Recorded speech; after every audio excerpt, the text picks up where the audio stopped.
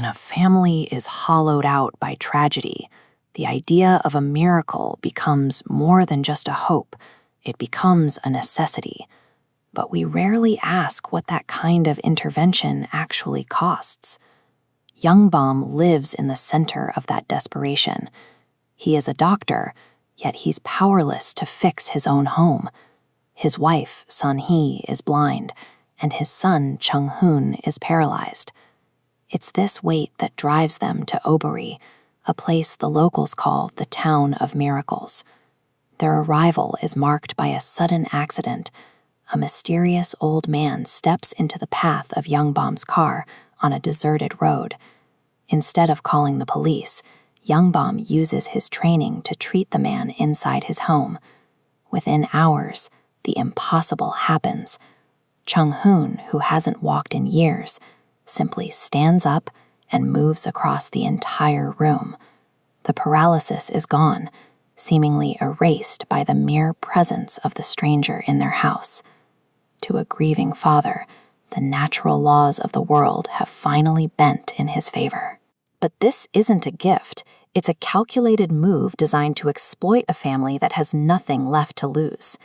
The first sign that something is wrong appears at the local school. At the exact moment Chung-hoon regains his mobility, his healthy classmate Min-jae collapses. For no medical reason, Min-jae's legs simply stop working. Youngbaum notices a specific physical link between the two boys. Both carry identical weeping wounds on their bodies, marks that appeared the moment the miracle took place. This diagram shows the mechanical reality of what's happening in Obori. The entity isn't creating health, it's moving it. For one person to gain a miracle, the exact same amount of physical ability must be drained from someone else. The system scales as the family's desires grow. When Sun-hee's vision suddenly returns, the flowchart shows a corresponding loss elsewhere. Min-jae, already unable to walk, now goes completely blind. One boy is being systematically hollowed out to power the recovery of another family. This is the ecology of the town. It's a closed system where salvation is a resource that must be stolen from your neighbor. A man named James provides the context for how long this has been happening. Years ago, he was in Youngbaum's position, using the old man to cure his own paralyzed sister. But the entity has a specific requirement to make these changes permanent. The stolen health only lasts as long as the host is willing to provide a final sacrifice, their own life. When James refused to die, the transaction collapsed. His sister instantly reverted to her original state, collapsing as the borrowed health was stripped away. Because James wouldn't complete the trade, the old man abandoned him. The parasite moved on, looking for a target whose desperation would outweigh their will to live. This fact makes Youngbaum the perfect host. A father's love is the only thing strong enough to make a suicidal trade feel like a logical decision. The entity secures its sacrifice by manufacturing a state of total chaos. It provides just enough miracles to the town to turn neighbors into enemies, ensuring they will do whatever is necessary to keep what they've gained. The pressure eventually breaks Min-jae's mother, Chun-soo. Seeing her son's life stolen by Youngbaum's family, she enters their home and murders Sony, hoping that killing the recipient of the miracle will return the health to her son. Youngbaum is left in the center of a total collapse.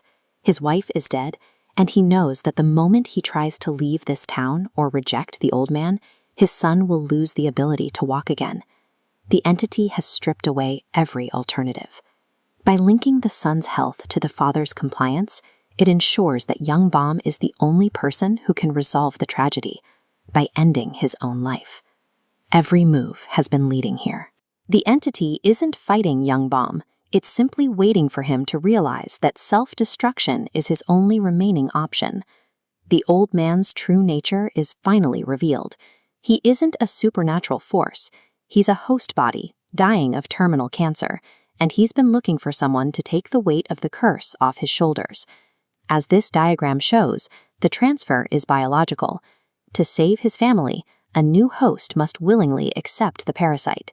It's a trade of eternal agony for the life of someone else. Youngbaum takes the deal. He offers his own life to the old man, providing the willing sacrifice the entity has been waiting for. The physical shift is violent. The old man turns to ash, finally allowed to die, while young Baum is resurrected.